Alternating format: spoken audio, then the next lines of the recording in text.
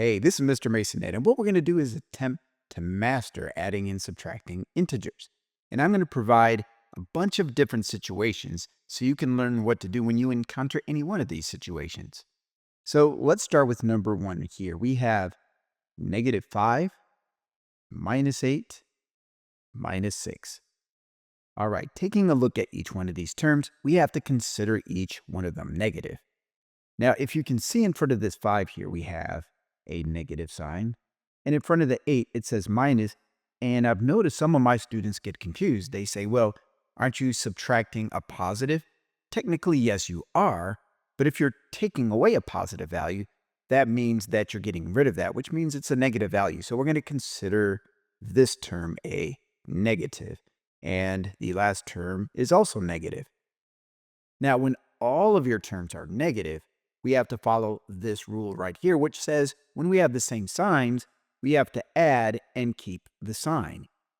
So what we're going to do is we're going to take -5 and -8 and add those absolute values, which is 13, and then we just keep the sign. So we have -13 when we combine those two. And then we have to subtract 6.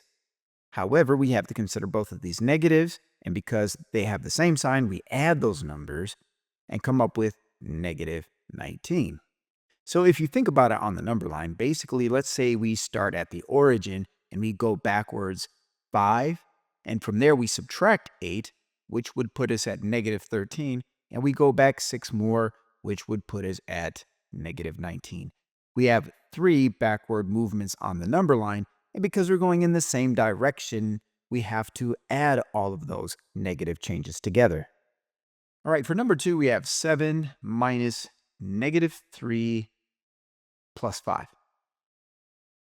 All right, whenever you have an expression where you are subtracting a negative, you have to take those signs and make them positive. Subtracting a negative is the same thing as adding that number. Think about it like this. We add -3, which means you're losing 3. Well, if you subtract that, you're getting rid of that negative. So you can think about this as a positive. It's kind of like saying you had a debt of $3 or you owed somebody $3 and you have to get rid of that debt by giving them $3. All right, now basically we just have 3 positive integers. So we're starting at 7 and going to the right 3, which would be a total of 10. And then we add 5 more, which would put us at 15. All right, for problem number 3, we have -12 plus 7 minus 4. All right, so we're going to consider this first number negative because there's a negative in front of it. And the 7 is a positive value. And this -4, we're going to consider it as negative. Now, there's a couple of ways we can do this. We can start by just combining -12 and +7 first. If we did that, we would have to understand that we have different signs here. Whenever you have different signs, what you have to do is you subtract. More specifically, you subtract their absolute values, and the sign that you use is going to depend. And that depends on which of the two numbers has a larger absolute value. So let's find -12 on the number line. We can see that it is 12 below 0, and +7 is 7 above 0. Because -12 was further from 0 than +7, we would use the sign of that larger absolute value. So we're going to put a negative here, and then we have to subtract the absolute values of 12 and 7, which is 5. Remember, absolute value is positive, so just kind of ignore the negative for a moment and just take 12 and 7 and subtract those to get 5. And because this had the larger absolute value, we have to use the sign of that value. All right, now we're going to slide down this -4. All right, so imagine we're at -5 on the number line, and from there, we're going to subtract 4, which means go backwards 4 more. So we're going to go to -5 right here, and go back 1, 2, 3, 4, and that puts us at -9. Now, we would consider both of these numbers negative, and because they have the same sign, we follow this rule. We add and we keep the sign. A negative minus a number, which is really just combining two negatives. And by the way, this could be rewritten as -5 plus -4. This is a second way to write the exact same thing. But in each case, you can consider each one of these expressions as adding two negatives together. You're combining the same sign. So our final answer is -9. Now, another way that we could have done this problem is start by identifying the terms with the same signs. I'm going to combine those by adding because they have the same sign. So if you lose 12 and you lose 4, altogether you lost 16. And then we're going to slide down this +7.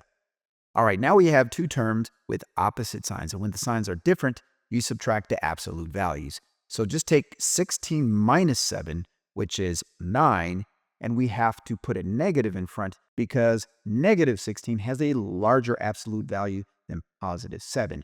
And you use the sign of the number that is further away from 0, which in this case is -16. All right, for number 4, we have 9 minus 15 plus 6. All right, what I'm going to do this time is combine my positive numbers together. So I'm going to take 9 and 6, which is 15. And then I'm going to slide down this -15. And of course, we just have 15 minus 15, which is equal to 0. We can see that we have a +15 and a -15. And when combining opposite integers, the result will always be 0. All right, for number 5, we have -8 minus -2 minus 5. All right, now this first term here is negative, and our second term, we have to consider positive. Because remember, whenever you subtract a negative, you have to make those signs positive. And then here we have a single subtraction sign in front of 5, so we consider this 5 as being a negative. All right, what I'm going to do first is combine everything with the same sign. We have a -8 and a -5, and you add integers with the same sign. So 5 plus 8 is 13, and we keep the sign, so that is -13. It's like you lost 8, and from -8 on the number line, you'd go backwards 5 more, putting you at -13. And now we have to move forward a total of 2 on the number line. And -13 plus 2 would result in -11.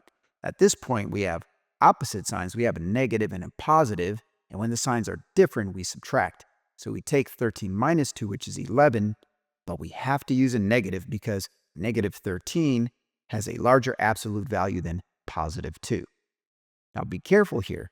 2 is a greater value than -13. All positive numbers are greater than any negative number, but absolute value simply refers to the distance away from 0. So be careful not to confuse those two things.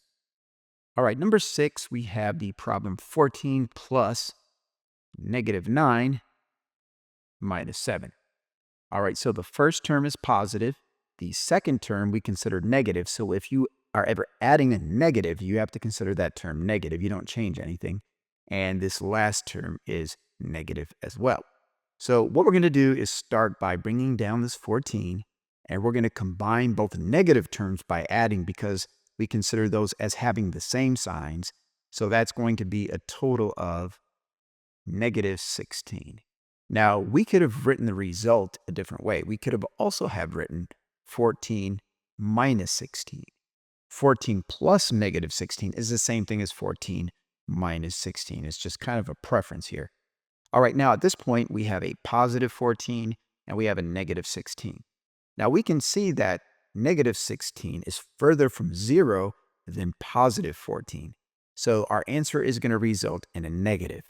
And then we have to subtract the absolute values. 16 take away 14 is 2. So the final answer is -2. All right, number 7, we have -3 minus 11 plus 10.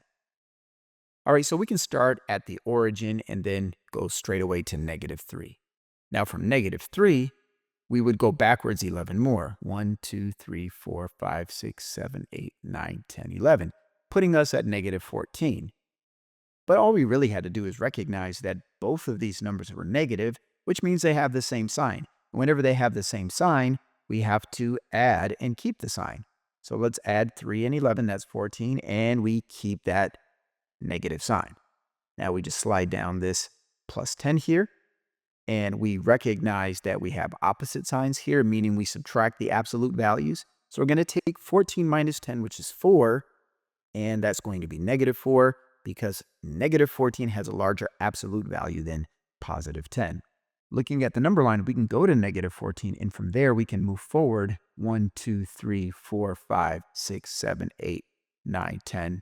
So you can see why we have to use a negative, because positive 10 to the right would not be enough to get us back to the positive side of the number line. We would still be in the negative region of our number line. All right, the expression for number 8 is 6 minus negative 4 minus 8. Now remember, whenever you see those two consecutive negatives or minus a negative, what you have to do is turn those positive. So basically we have 6 plus 4 minus 8. And of course, 6 plus 4, that's just 10. And 10 minus 8 is equal to 2. So remember, whenever you have terms with the same sign, just add those terms and keep your sign. And when you have terms with different signs, you have to subtract their absolute values and use the sign of the term that has a larger absolute value.